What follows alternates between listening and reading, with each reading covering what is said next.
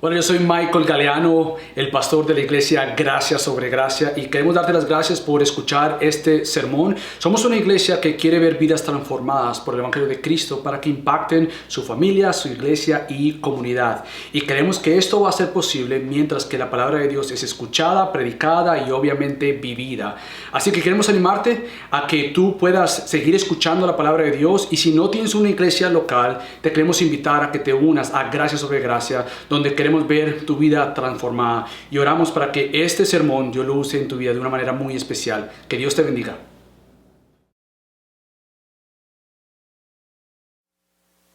Que se encuentra en Primera de Juan, capítulo 5, versículos del 1 al 5. Primera de Juan 1, capítulo 5, del 1 al 5. Dice la palabra de Dios: todo aquel que cree que Jesús es el Cristo es nacido de Dios. Todo aquel que ama al Padre, ama al que ha nacido de él.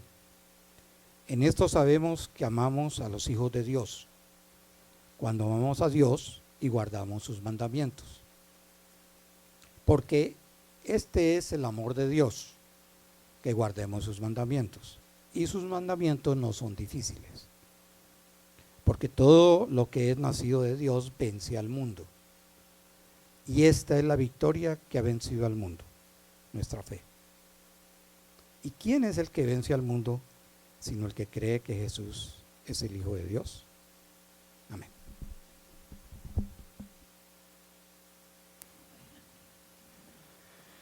Buenos días, familia, acompáñame a orar nuevamente.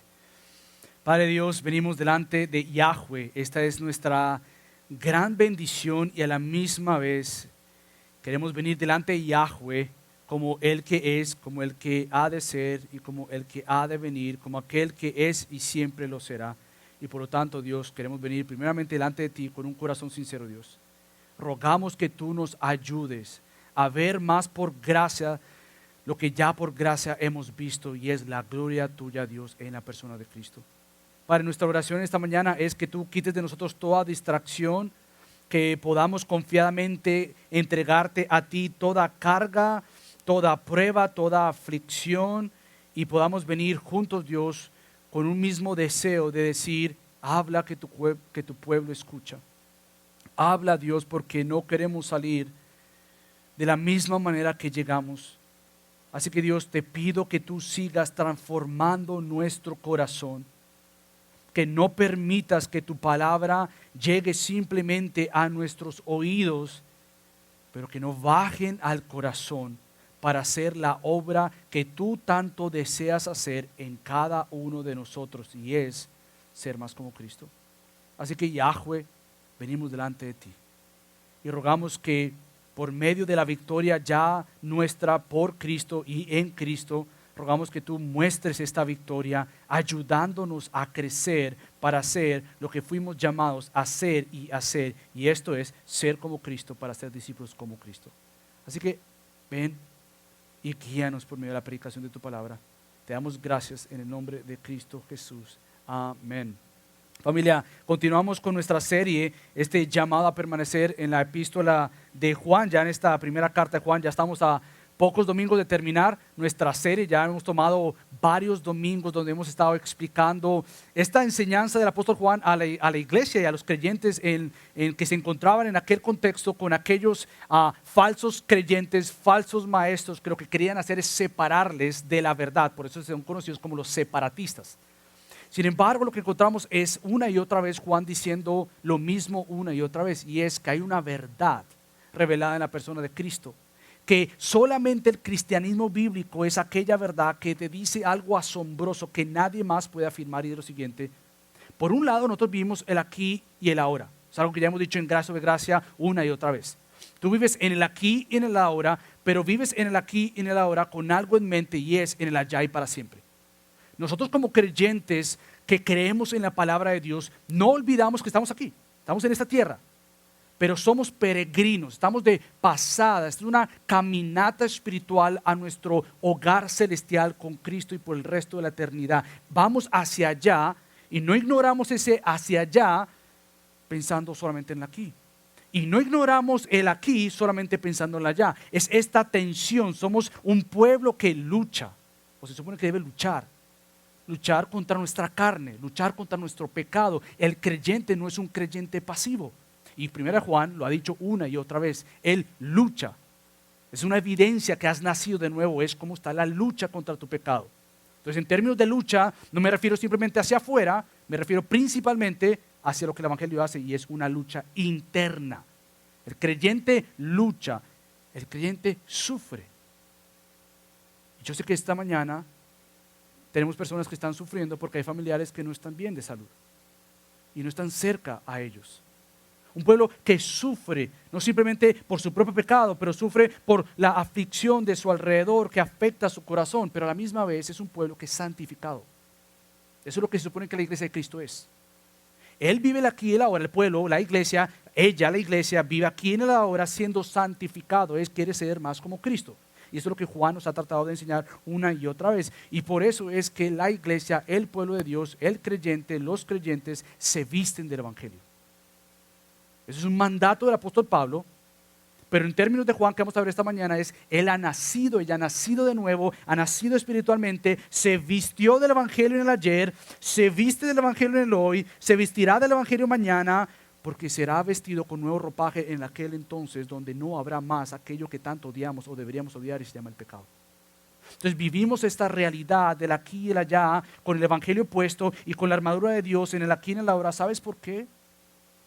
Porque nuestra lucha, querido creyente, es contra principados, potestades, poderes de este mundo de tinieblas y fuerzas espirituales de maldad en las regiones celestiales. Y yo sé que el creyente tiene la costumbre o la mala costumbre de pensar que está en un hotel todo incluido, donde esta verdad bíblica no se aplica a él, que él está ajeno a estas huestes, a estas fuerzas espirituales, a esta maldad en las regiones celestiales que van a atacarle. Pero nuevamente eso es una realidad. Pero solo el cristianismo bíblico, que lo que vamos a ver esta mañana y lo que el apóstol Juan ha tratado de decir una y otra vez, es que por más que esto es cierto, solo en Cristo nosotros luchamos con la victoria de Cristo. El creyente ve toda esta realidad en su corazón y a su alrededor, pero él vive con la victoria de Cristo que es nuestra. ¿Y cómo es que es nuestra? Por medio de la fe en Cristo Jesús. Esto es lo que hemos visto una y otra vez, y el domingo pasado vimos que era casi, por decirlo así, el ABC del cristianismo, los fundamentos principales del creyente, que él sabe que su fe no es una fe puesta en alguien más o en algo, en otra cosa que no sea Cristo. Él tiene su fe en Cristo para precisamente no vivir según la corriente de este mundo. Es el creyente. Ese es el verdadero creyente que no va a vivir según la corriente de este mundo, sino que él por gracia, ella por gracia, va a vivir según los principios bíblicos que por gracia tenemos en esta palabra. Ahora, ¿por qué mencionar todo esto? Bueno, porque a la luz de lo que Rodrigo leyó en estos primeros 5 versículos del capítulo 5, vamos a ver dos cosas que yo creo que deben ser claras en tu mente como creyente. Y que si no lo son, yo oro para que sean claras. Y es que vamos a ver el nacimiento espiritual y a la misma vez vamos a ver el alimento espiritual. En el versículo 1 lo que Juan nos va a decir es el nacimiento espiritual. ¿Cómo es posible que aquella persona haya nacido? Y después vamos a ver entonces lo que es este alimento espiritual del versículo del 2 al 5. Así que comencemos con el primero y es el nacimiento espiritual. Ahora, el nacimiento espiritual involucra, y se supone que todo creyente debería saber esto. Para nacer espiritualmente tú tienes que tener ciertas verdades en tu mente. Y no solamente en tu mente, pero en tu corazón. Hay ciertas verdades fundamentales que un creyente genuino y verdadero tuvo que profesar, tiene que seguir profesando, profesará, porque un día delante de Cristo profesará la siguiente verdad, y es que Cristo es Señor y Salvador. Hay verdades fundamentales que el creyente no puede darse el gusto de jugar, de minimizar o decir, no son tan serias. Porque Juan te ha dicho una y otra vez, en base a tu profesión de fe en Cristo es que tú vas a vivir para Cristo. Y si no minimizamos la profesión de fe en Cristo, no vamos a minimizar cómo tú vives para Cristo. Porque una y la otra no se deben contradecir. La fe en Cristo debe afirmar cómo tú vives para Cristo. Y Juan ha querido decir una y otra vez que precisamente para el creyente el nacimiento espiritual es supremamente importante, necesario, precisamente porque el que ha nacido espiritualmente tiene que creer ciertas verdades fundamentales sobre Dios, sobre Cristo y obviamente sobre el Espíritu Santo. Esta diferencia del nacimiento físico. Obviamente una persona, un niño que nace, un bebé que nace, o cuando tú naciste, tú no tuviste que conocer ciertas verdades de tu nacimiento para ver que habías nacido. Eso no es lo mismo con el nacimiento espiritual. El nacimiento físico puedes tú nacer y, por ejemplo, tú no saber que has nacido. Un bebé no dice, espérate, acabo de nacer. Él no tiene ese concepto intelectual, ni siquiera la capacidad de pensar que yo acabo de nacer. Él no tiene un conocimiento esencial, por ejemplo, de, yo conozco el nombre de mi papá, yo conozco el nombre de mi mamá. Él nace o ella nace, el bebé nace, no diciendo, espérate, ahí está mi papá, él se llama, y mi mamá está atrás, ella se llama. No, un bebé no hace eso. Tampoco un bebé que nace ni siquiera sabe en qué país ha nacido. El bebé nace y él no dice, espérate, estoy en Estados Unidos, so I must speak English. Tengo que hablar inglés porque estoy en Estados Unidos. Él no sabe, ella no sabe en qué país ha nacido, ni siquiera sabe cuál es su nombre. En esta cunita temporal que ponen al bebito, donde le ponen el nombre atrás o el nombre en la cunita, con cuánto pesó, qué día nació y su nombre, el bebé no se pone a detener. Espérate, antes que me lleven a esa habitación, déjame chequear que mi nombre esté bien deletreado. M-I-C, no, sí está bien. Un bebé no sabe esto. Desafortunadamente, a veces el creyente asume que hay ciertos principios bíblicos y fundamentales para el creyente que él no debe saber. Pero todo creyente debe afirmar precisamente ciertas verdades sobre Dios, sobre la persona de Cristo, sobre la obra de Cristo. Es obvio que el creyente no tiene que saberlo todo, porque no hay ningún creyente que lo sepa todo sobre Dios. Para eso nos tomará toda la eternidad conocer a Dios. Y aún en la eternidad nunca conoceremos a Dios completamente, porque Él es Dios y tú y yo no lo somos. Pero sí hay fundamentos que tú tienes que creer. Hay fundamentos y Juan ha llegado nuevamente al capítulo 5 para decirnos un fundamento principal es aquel que dice en el versículo 1, todo aquel que cree que Jesús es el Cristo, que Jesús es el Mesías. No es lo mismo tú decir, no, yo creo que Cristo sí es una buena persona. Yo creo que Cristo es un buen hombre, un buen maestro, es uno de los profetas. Yo creo que Cristo sí, ¿no? Él es la primera criatura de Dios y decir que tú eres creyente. No, hay que creer algo sobre Cristo y es que Él es el Mesías esperado, es el Hijo de Dios, es Cristo, es el que habíamos esperado, el que había sido anunciado, como vamos a ver más adelante, es Cristo y esta verdad es fundamental para ti y para mí. ¿Y por qué ahora hacer tanto énfasis en creer? Juan lo ha estado hablando varias veces.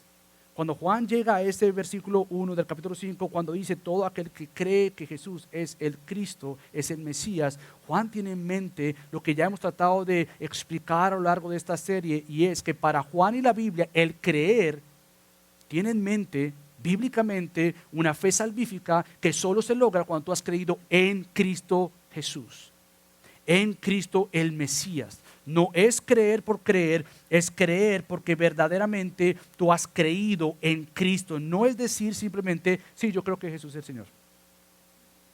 No es simplemente el levantar tu mano, como lo hemos dicho en varias ocasiones, y el regresar a un evento pasado sin un impacto en el hoy y decir, yo soy creyente. ¿Por qué? Porque yo recuerdo que en el no sé qué año yo levanté mi mano, pasé al frente y oraron por mí, pero tu vida hoy luce completamente distinto a esa profesión de fe.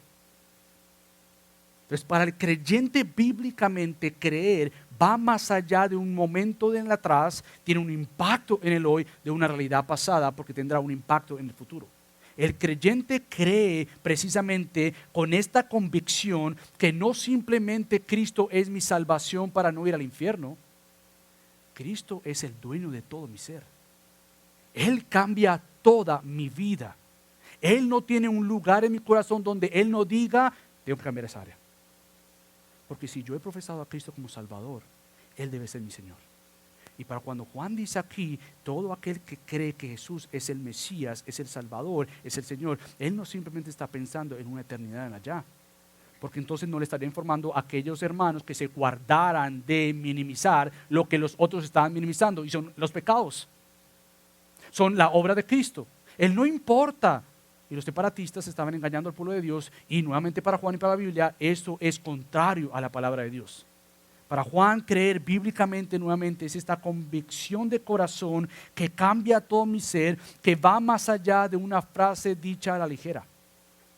Va más allá de una frase que tú tomaste una decisión por emociones en el momento. Y tú dices, sí, yo quiero creer, y te emocionaste. Pero pasaron las horas, pasaron los días, pasaron los años, y esa emoción dejó de ser, porque fue una decisión en base a una emoción y no en base a una convicción.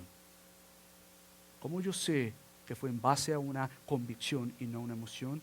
¿Quién es Cristo para ti hoy? ¿Cómo es tu lucha contra el pecado?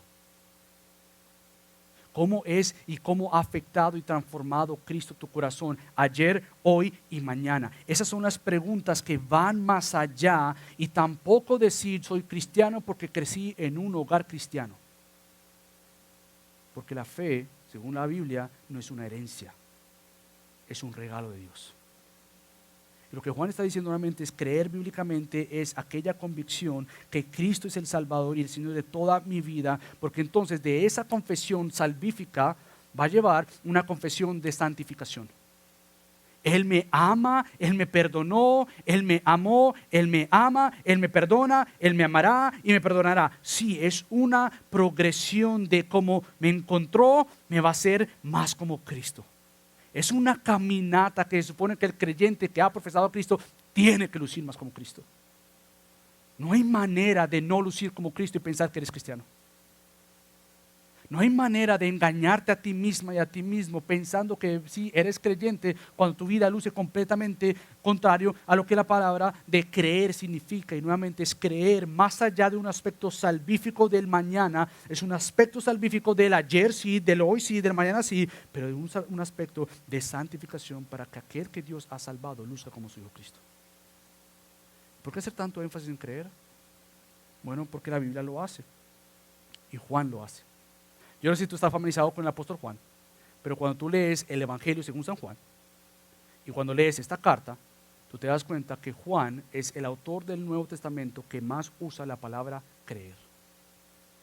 No es que los otros no creyeran en creer, no es que los otros no creyeran en fe en Cristo, pero Juan tiene una misión en lo que él escribe, y es que tú profeses a Cristo como Señor y Salvador, que tú creas en Él. Cuando tú unes el Evangelio según San Juan y esta primera carta de Juan, tú vas a encontrar que Juan usa 107 veces la palabra creer. 107 veces. Es el autor del Nuevo Testamento que más usa esa palabra.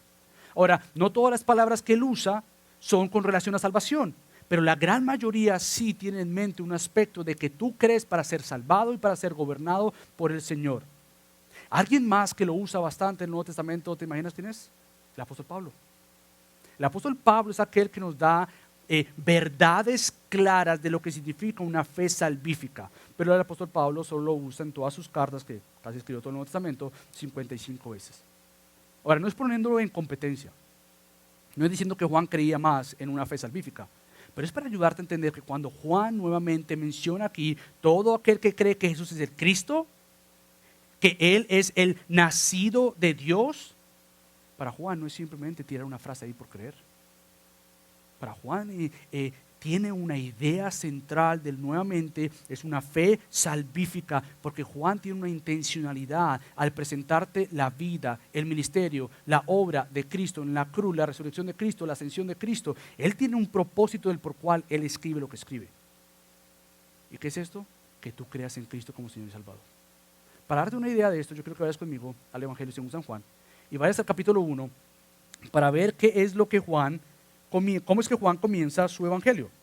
Él comienza en Juan capítulo 1, versículos del 12 al 13, afirmando lo que él acaba de mencionar ya en el versículo 1 del capítulo 5.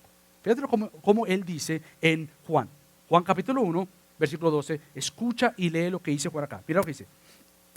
Él dice en el versículo 12, pero a todos los que lo recibieron, les dio el derecho a llegar a ser hijos de Dios, ¿verdad? Los que lo recibió.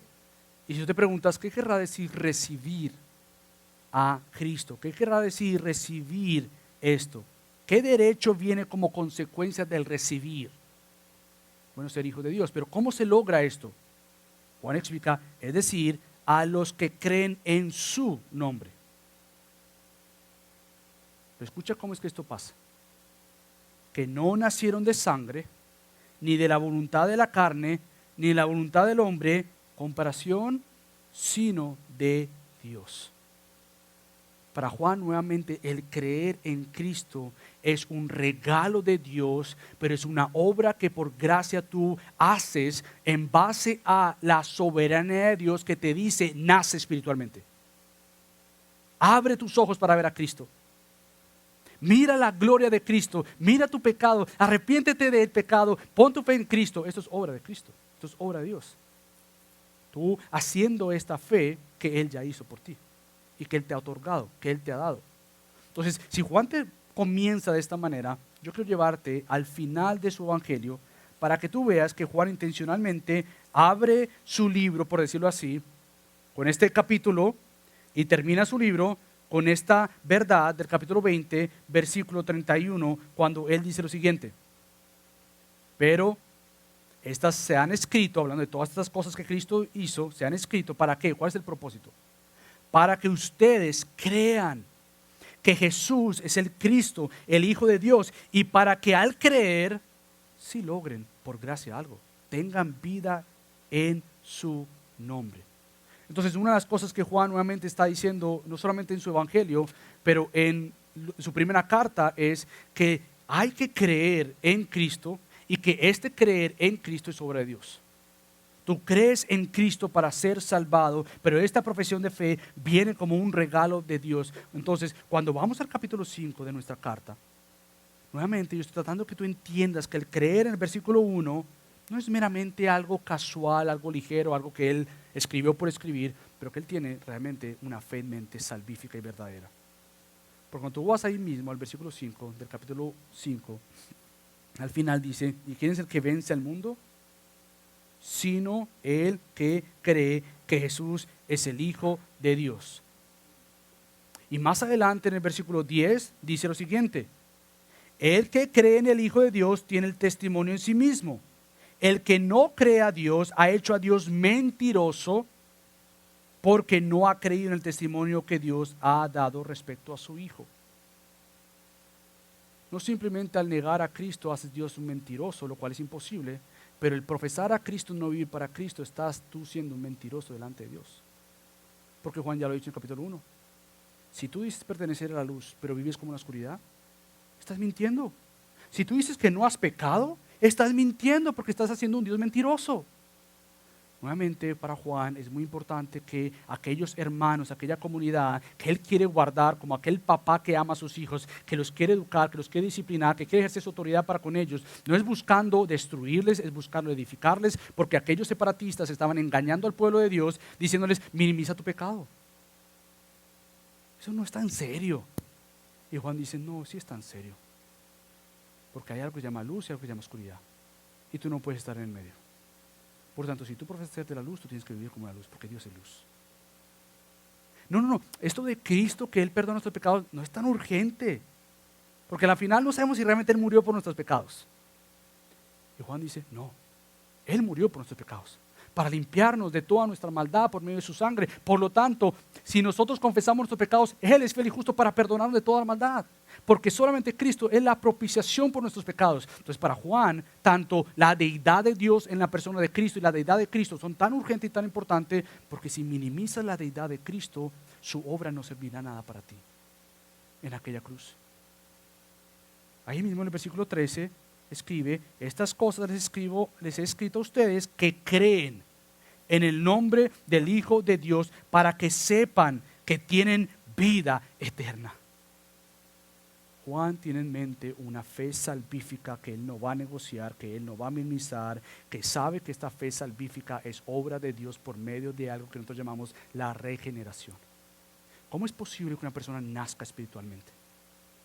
¿Te has preguntado eso? Yo entiendo que el creer es un mandato, creo en Cristo como Señor y Salvador, pero la pregunta que debe hacerse un creyente es, ¿cómo hago eso? Se supone que yo estoy afuera compartiendo a mis familiares, a mis amigos, a los desconocidos. Cree en Cristo. Pero ¿cómo es que esa persona va a ejercer aquella fe en Cristo? ¿Cómo es esto posible? ¿Cómo es aquello que yo, no queriendo a Cristo, ahora deseo a Cristo? ¿Qué pasó? No, es que seguro esa mañana esa persona se sentía más emocionado, con más ganas de venir a Cristo, y por lo tanto él decidió por sí mismo decir, yo quiero hoy a Cristo. Bueno, eso jamás va a pasar. Porque no hay un día que tú deseas a Cristo o desees a Cristo si no es por la obra de Cristo. Por lo tanto, ¿cómo es esto posible? Lo que nosotros llamamos que es el nacimiento espiritual, es la regeneración. ¿Y qué es la regeneración? Bueno, déjame leerte una referencia de uno de mis autores favoritos, Jim Hamilton, y él dice lo siguiente: la regeneración es la obra de Dios. ¿De qué? De otorgar a seres humanos que la habilidad para escuchar. Si Dios no obra, tú no escuchas el Evangelio. Ahora, escuchar de verdad. Tú puedes estar escuchándome en este momento y ver mis labios moviéndose. Posiblemente escuchar el sonido de mi boca, de mis palabras, pero escuchar de manera salvífica, Dios lo otorga. Es Dios quien da la habilidad de escuchar, es Dios quien da la habilidad de entender. Por lo tanto, no importa si tienes educación o no educación, si tienes una maestría, un bachelor, un PhD en teología o lo que quieras tener, eso no te hace salvo. Porque la fe no es un ejercicio intelectual. Es un ejercicio de la voluntad de Dios que cambia tu corazón para comprender, sí, intelectualmente lo que tú solo no podrías entender.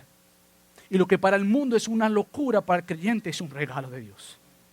Entonces, no simplemente es escuchar, es entender, pero para la regeneración, según Jim Hamilton, el pastor Jim Hamilton, también es creer. Tú escuchas, tú entiendes para creer, no simplemente para que se quede en un ejercicio cerebral o intelectual. Tú escuchas, tú comprendes para abrazar. Creer, cambiar, es obedecer. Y según él, entrar al reino de Dios. Entonces, la regeneración es la obra de Dios, que es obrada por medio del Espíritu Santo en quitar lo que tú y yo tenemos previamente a Cristo, y es un corazón de piedra. Un corazón rebelde, necio para con Dios, que no quiere escuchar a Dios. No importa cuántas maneras te presente el Evangelio de Cristo, sea que ya has conocido a Cristo o que ahorita no conoces a Cristo, tú dices no, no, no, no. Pero tanto ese evento de decir yo quiero más, viene por medio del Espíritu Santo, que toma la obra de Cristo y la aplica a aquel corazón necio en rebeldía para con Dios y te dice, tú eres mía, tú eres mío, ven a mí. Surge este evento sobrenatural, divino, y es el milagro de Dios de hacernos sus hijos al darnos un nuevo corazón que precisamente puede ejercer ahora sí fe. Puede ejercer arrepentimiento de pecados y puede decir, yo quiero a Cristo. Si tú has creído en Cristo y te has arrepentido de tus pecados, entonces tú le debes a Cristo su obra en aquella cruz, y tú te debes a Dios por aquella obra milagrosa de darte un corazón para ver a Cristo. Él te ha quitado lo que Pablo llama es una ceguera espiritual. El velo de tus ojos, que es otra cosa, el velo de tu corazón, ahora tienes vista para ver. Por lo tanto, la regeneración bíblicamente hablando es lo mismo que nosotros llamamos nace de nuevo. Es nacido de Dios. Esa es la regeneración. Es lo mismo que nosotros llamamos la circuncisión de corazón. No son eventos diferentes, es el mismo evento nombrado en tres maneras diferentes. Regeneración, nacimiento espiritual y este cambio de corazón que naces de nuevo. Es esta circuncisión de corazón. ¿Para qué? Precisamente para que tú ames y atesores a Dios sobre todas las cosas. Y el amar y atesorar a Cristo sobre todas las cosas no simplemente es un evento del ayer. Es un evento del hoy con implicaciones del ayer, y será un evento del mañana, porque precisamente el atesorar a Cristo no es un evento de un día que levantaste la mano, que si fuiste al frente, que alguien oró por ti. No, el atesorar a Cristo involucra que diariamente tú veas que áreas de tu vida no lucen como Cristo. Diariamente. Te arrepientas de tus pecados, nos arrepentimos de nuestros pecados, cosas que ofenden a Dios, cosas que no son conforme el camino que Dios ha dicho un creyente debe lucir así. Y el creyente entonces se mira a sí mismo, arrepentido de sus pecados, cree en Cristo, profesa a Cristo, y según nuevamente la promesa de Juan Él es fiel y justo para perdonar mis pecados. Y eso no es simplemente una oración del pasado, es una oración del hoy. Señor, tú eres fiel y justo para perdonarme. Por lo tanto, perdonar y pedir perdón es un evento del ayer con precedentes en el hoy como será el mañana. Tú no arrepentiste una vez para simplemente no volverte a arrepentir. Te arrepentiste para salvación una vez y para siempre. Pero esa vida que crece, esa caminata espiritual, precisamente va a ser cada vez más luciendo como lo que somos, y es la familia de Dios, el cuerpo de Cristo, hermanos en la fe. Ahora, si este es el nacimiento espiritual, ¿cómo es que luce este nacimiento espiritual? ¿Cómo es que este bebé que ha nacido se alimenta?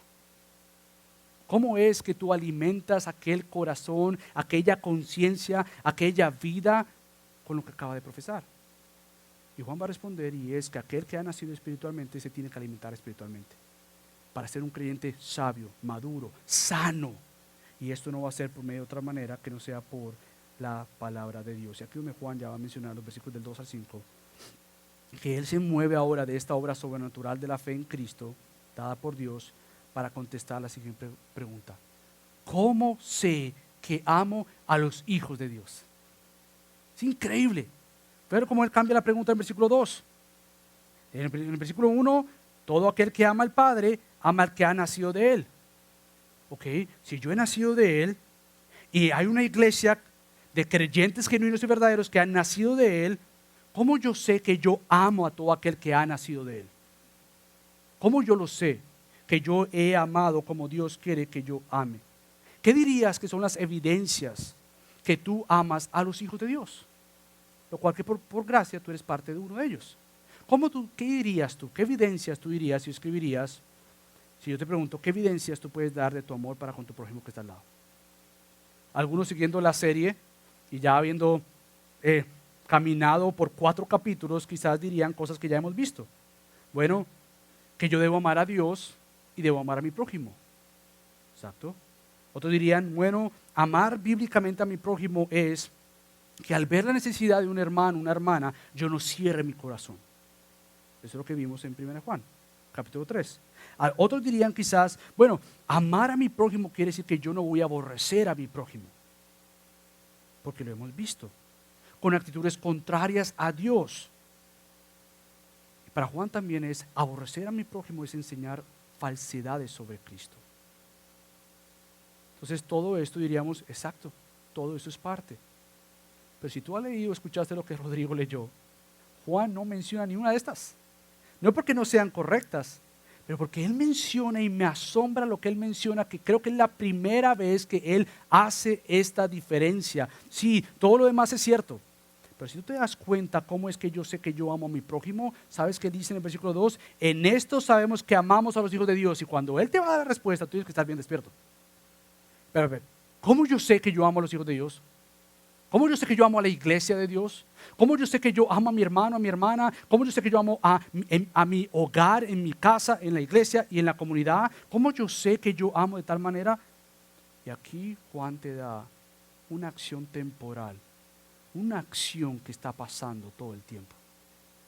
Cuando amamos a Dios y guardamos sus mandamientos. Qué increíble. En vez de ir a una lista de cosas que él ya ha mencionado, Juan va directamente a contestar esta pregunta, que la evidencia de mi amor por los demás está centrado en mi amor por Dios y su palabra. ¿Cómo yo sé que yo amo a mi prójimo? ¿Cómo luce tu amor por Dios y su palabra? ¿Cómo luce tu apetito por ser más como Dios? ¿Cómo luce tu apetito de alimentarte de la palabra de Dios? ¿Cómo luce precisamente que tu vida desee diariamente más de Él y más de su palabra? ¿Sabes por qué esto es tan importante para ti y para mí? Porque tu amor por Dios, demostrado en un deseo genuino de conocer la palabra y vivir la palabra, es la evidencia más grande de tu amor por tu prójimo. Tú puedes hacer muchas cosas por tu prójimo, pero Juan se enfoca en 2 cosas que ya he mencionado antes. Tú vas a amar bíblicamente a tu prójimo cuando tu amor por Dios y su palabra incremente en tu corazón. Si tú no estás amando a Dios, luciendo como Dios, conforme al espejo, la palabra de Dios, Juan dice, todo lo que tú puedes estar haciendo son cosas buenas, pero no son los fundamentales. Porque para Juan resumir el cómo luce tu amor por tu prójimo en esas dos cosas, quiere decir que es muy importante. Él ya lo ha mencionado de diferentes maneras, pero él resume el centro, lo fundamental de amar a Dios y su palabra como la evidencia más grande de mi amor por mi prójimo, es porque el creyente que ama a Dios y ama su palabra crecerá en amar como Dios y en lucir como Dios. Si tu vida luce como Dios, tú vas a amar como Dios. Si tu vida está empapada de un deseo genuino, cuando no tienes deseo de leer la palabra, pregúntate, y el creyente debe decir, espérate, ¿qué más motivación yo quiero? Que si yo deseo amar a mi prójimo, a mi hermana, la motivación primaria de decirte, mira cuánto te amo, es cómo tú amas a Dios y vives para Dios. Y este amor y vivir para Dios no va a ser divorciado de la palabra de Dios. Es urgente que tu corazón entienda nuevamente que una vida centrada en el amor por Dios, centrada en el amor de la palabra de Dios, es una vida que crecerá amando no en base a sus preferencias, no en base a sus gustos o sentimientos. El creyente va a amar de un corazón que brota de lo que él ha pasado a solas con Dios. Y cómo esa vida luce como Dios. Ese es el verdadero amor según Juan. Y Juan ya lo ha estado mencionando una y otra vez, que precisamente el amor verdadero que ama a Dios y su palabra es aquel que en momentos de oportunidad lo que más va a resaltar de su corazón no es una preocupación por su propia agenda. No es una preocupación por su reputación o sus metas que él tenga o ella tenga, sino lo que va a hacer que marque mi vida de un amor verdadero va a ser un amor cristocéntrico. Y no vamos a amar bíblicamente, correctamente, si no es por medio de la palabra de Dios. Es imposible. Es imposible que la dieta de la iglesia sea comer la palabra de Dios y no lucir como Dios. Si la dieta de la iglesia no solamente domingo tras domingo, pero en tu día a día con Dios es comer y beber de la fuente de la verdad de Dios, créeme que bíblicamente y verdaderamente tú vas a lucir como Cristo. Tú vas a lucir con Cristo. Por lo tanto, cada vez más que tú conozcas de Cristo por medio de su palabra, vas a ver áreas que tienen que cambiar para ser más como Cristo. El creyente se alimenta no para otra vez ser más gordito y cada vez más alimentarse más, pero no, él va a ver áreas en su vida que no lucen como Cristo y tienen que lucir como Cristo. Esto es lo que se espera de un creyente que quiera amar a Dios para amar a su prójimo. Por lo tanto, es amar a Dios verdaderamente, amando a mi prójimo verdaderamente. Por lo tanto, no es simplemente cómo no amar de tal manera. ¿Y quién no desea amar y ser amado de tal manera? Pero es ir más allá y preguntarse quién está dispuesto a amar de esta manera. Porque desearlo, todos lo deseamos. Vivirlo, es de creyentes verdaderos. Todos deseamos ser amados y todos deseamos amar. Pero amar bíblicamente requiere que tú luzcas más como Cristo y que yo luzca más como Cristo. Y esto jamás se dará si tú y yo no estamos nuevamente deteniéndonos a pensar y maravillándonos en lo que Él nos ha dado en su palabra. Ahora quizás te preguntas, ¿por qué entonces debo amar a mis hermanos, a mis hermanas y a la iglesia de esta manera? ¿Por qué debo amarlos? ¿Y para qué amarlos por medio de la palabra de Dios? ¿Por qué es que yo tengo que amar de esta manera? Bueno, el versículo 3 te responde. El versículo 3 te dice inmediatamente, ¿por qué? Porque este es el amor de Dios. Nuevamente, Juan está entrando en definiciones muy importantes. ¿Cuál es el amor de Dios? Porque supuestamente tenemos que amar como Él. ¿Cuál es el amor de Él? Él dice que guardemos sus mandamientos. Amar bíblicamente, aparte de la Biblia, jamás sucederá.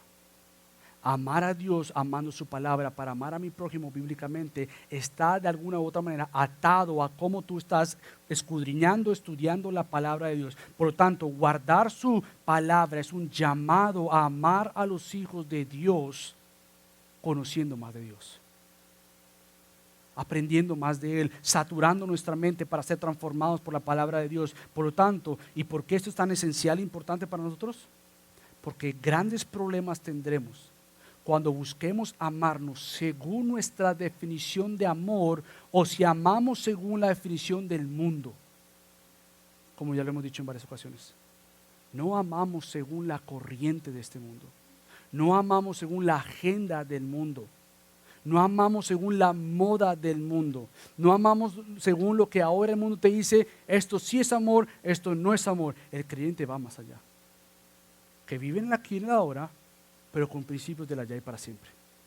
Él vive el aquí y la ahora con intencionalidad en decir cómo mi vida entonces crece en aprender y en buscar, no amar como el mundo o definiciones según el mundo o definiciones según las mías, pero es amar según su palabra y su evangelio. Y para eso entonces el creyente ama a Dios y su palabra para lucir precisamente más como Él. ¿Y sabes qué va a ser la gran bendición en esto, en tu familia, en tu iglesia, en tu comunidad, como lo hemos dicho en Gracia sobre Gracia? Es que el fruto es inevitable. Es inevitable que así como un hijo quizás va creciendo y va luciendo más, o como su mamá o como su papá, pero se supone que este hijo va a lucir cada vez más en sus rastros físicos como su papá o su mamá, o ambos, va a tener de ambos. Bueno, se supone que el creyente que ha creído en Cristo, ha nacido espiritualmente, él va a crecer, ella va a crecer y tiene, no es sí, ojalá, es tiene, si es creyente verdadero, tiene que lucir más como Dios, tiene que hablar como Dios lo hace, tiene que tratar a los demás como Dios lo hace, tiene que buscar lo mejor para el otro como Dios busca lo mejor para ti. ¿Y qué es esto? Que tú seas como Cristo. Ese es el mayor que yo espero que gracia sobre gracia busque, el mayor fin o el fin mayor. Es que nos amemos de tal manera que podamos decirnos, lo que yo busco es que tú luzcas más como Cristo. Ese es mi fin en esta vida, como tu hermano en Cristo y como tu pastor en Cristo y por Cristo. Que tú luzcas más como Cristo. Esa es nuestra agenda como iglesia porque son principios de la Biblia y no los podemos minimizar. Por tanto, la forma, la palabra lo que hace es formar al creyente. ¿Por qué darle tanta seriedad al estudio personal de tu palabra? Bueno, de la palabra, porque primeramente Dios muestra su amor en que tú ames su palabra. Y es que la palabra va a transformarte, la palabra va a formarte, la palabra va a alimentar tu corazón y la palabra te va a capacitar para vivir según Dios. Según Dios. Ahora tú quizás dices, bueno, es difícil vivir así. Es bien difícil. Y obviamente sí, la respuesta es sí, es bien difícil. Pero si es difícil no es porque la palabra en algún momento, en algún lugar sea insuficiente. Es difícil no porque Dios no nos haya dado lo que necesitamos para vivir y amarnos de esa manera. Es difícil, sí, pero no porque hay un problema con la palabra de Dios. O Dios, o Cristo, o el poder del Espíritu Santo en tu vida. ¿Sabes qué es lo que lo hace difícil?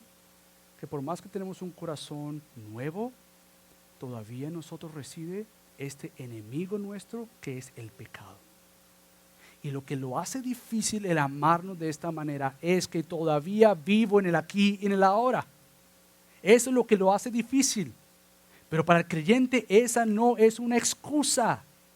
Porque él vive el aquí y el ahora con el allá y para siempre. Y él dice, ese allá y para siempre que es estar con Cristo por la eternidad, tiene que impactar mi hoy.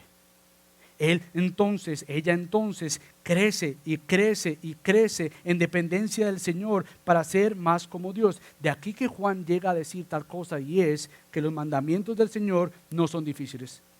Y tú dices, no, espérate Juan, yo creo que estamos hablando de dos mandamientos diferentes. Según tú no serán difíciles. Según tú que eres apóstol. Según tú que caminaste con Cristo.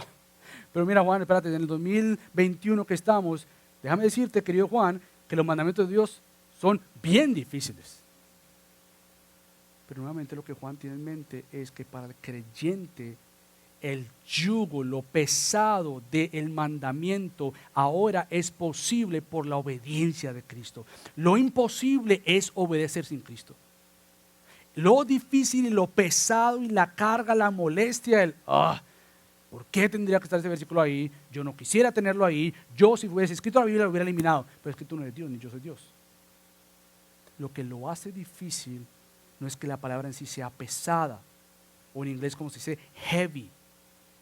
Es que sea heavy, no. La palabra, los mandamientos que traducido aquí no son difíciles. Lo que Juan está tratando de buscarnos, nuevamente de ayudarnos, es a vivir lo que fuimos llamados a vivir. Y es a descansar y vivir según la palabra de Dios. Yo creo que tú entiendas que yo creo que Juan, pensando en esto, él tiene que tener, esa es interpretación mía, él tiene que tener en mente las palabras que seguramente escuchó de Cristo. Tú quizás ya sabes a dónde yo estoy tratando de ir. Yo creo que vayas conmigo ahora a Mateo, ya para ir terminando, a Mateo capítulo 11, y yo quiero que tú veas esta invitación de Jesucristo a precisamente ayudarnos a entender que la palabra de Dios no es difícil, que los mandamientos no son pesados, no son heavy, no son carga para el creyente.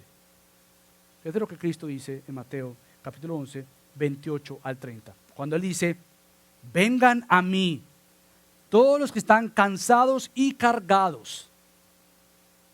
Entonces, Él te va a dar algo que quite ese cansancio, que quite esa pesadería en tu corazón, eso algo pesado, esa carga, y yo les haré descansar. Podríamos decir, bueno, por ejemplo, para que yo tenga y experimente este descanso, quitarme esta carga, quitarme este cansancio, seguro Cristo me va a hablar de las vacaciones que tendré el resto de la eternidad. Seguro Cristo tiene en mente decirme, mira, ya deja de tratar de obedecer, no importa, igual te espera la eternidad, relájate, tómala fácil.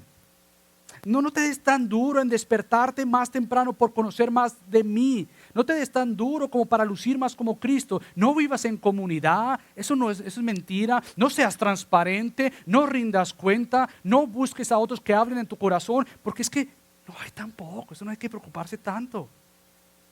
No, Cristo no dice nada de eso. ¿Sabes lo que Cristo dice? Sigue leyendo. Tomen mi yugo sobre ustedes y aprendan de mí. Y tú dices, yo quiero eso. Que yo soy manso y humilde de corazón. Espérate, ya como que está la cosa diferente. ¿Que yo tengo que ser así? Sí. Y dice, y hallarán descanso para sus almas, porque mi yugo es fácil y mi carga ligera. Para tú aprender a ser manso y humilde de corazón, necesitas la palabra de Dios. No hay mansedumbre y humildad aparte de la palabra de Dios. Porque tú vas a definir la humildad y la mansedumbre en base a lo que tú quieras que luzca y sea, pero no la Biblia. Pero cuando Juan dice acá, los mandamientos de Cristo no son difíciles. Son una invitación a descansar y desear lucir precisamente más como Cristo. ¿Y qué tiene que ver lucir más como Cristo con los mandamientos de Cristo y que hemos vencido al mundo? Porque Juan termina diciendo ahí, porque todo el que es nacido de Dios vence al mundo. Increíble, te dice, los mandamientos de Dios no son difíciles. Y tú dices, pero espérate, Juan, ¿cómo así que no son difíciles? No son difíciles, ¿sabes por qué? Porque, este es el fundamento, la respuesta, porque todo el que es nacido de Dios vence al mundo. Y esta es la victoria que ha vencido al mundo, nuestra fe. Por lo tanto, para el creyente los mandamientos no son difíciles, porque lo que lo ataba a él, a este mundo, lo que gobernaba su corazón en Cristo ha sido puesto en aquella cruz. Ya el pecado no gobierna tu vida. La corriente de este mundo, si eres creyente, no debe ser quien dirija tu vida. Ya lo que era normalmente para ti en Cristo debe ser no normal.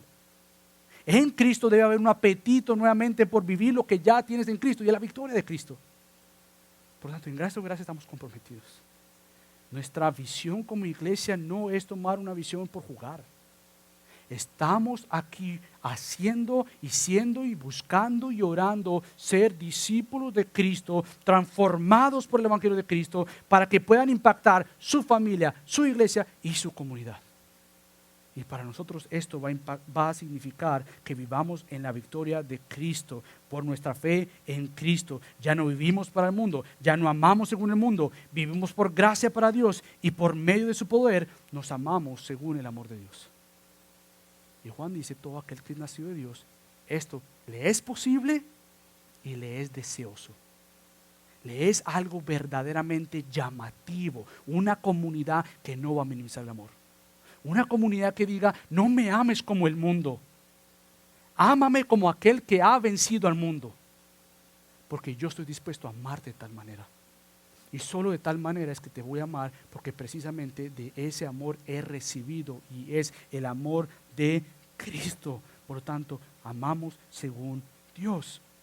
Y para terminar, escuché a este otro teólogo, Colin Cruz, que me llamó mucho la atención en base a estos versículos. Dice, aquellos que han nacido de Dios han vencido la tendencia mundana de satisfacer sus propios deseos pecaminosos y como resultado son libres de mostrar amor a los demás y así cumplir el mandato de Dios, de amarnos unos a otros.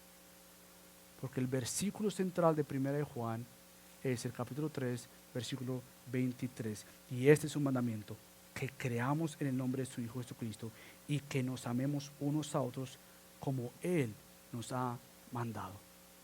Y por su amor podemos amar. Y por su amor es que yo te invito a que no amemos de otra manera. Porque no podemos ser la iglesia de Cristo pretendiendo amarnos no conforme a Cristo. Si somos la iglesia de Cristo, como esta iglesia profesa ser, por gracia de Dios en Cristo, va a amarse como Cristo. Va a amarse como Cristo. Y esto es una obra posible. ¿Por qué? Porque Cristo ya lo hizo todo en aquella cruz. Y hoy precisamente, después de orar, vamos a recordar que lo dicho por Juan ya es una realidad. ¿Por qué? Porque hoy recordamos lo que Cristo hizo en aquella cruz. El pacto nuevo, el nuevo pacto es realidad por esta señal de la muerte de Cristo en aquella cruz.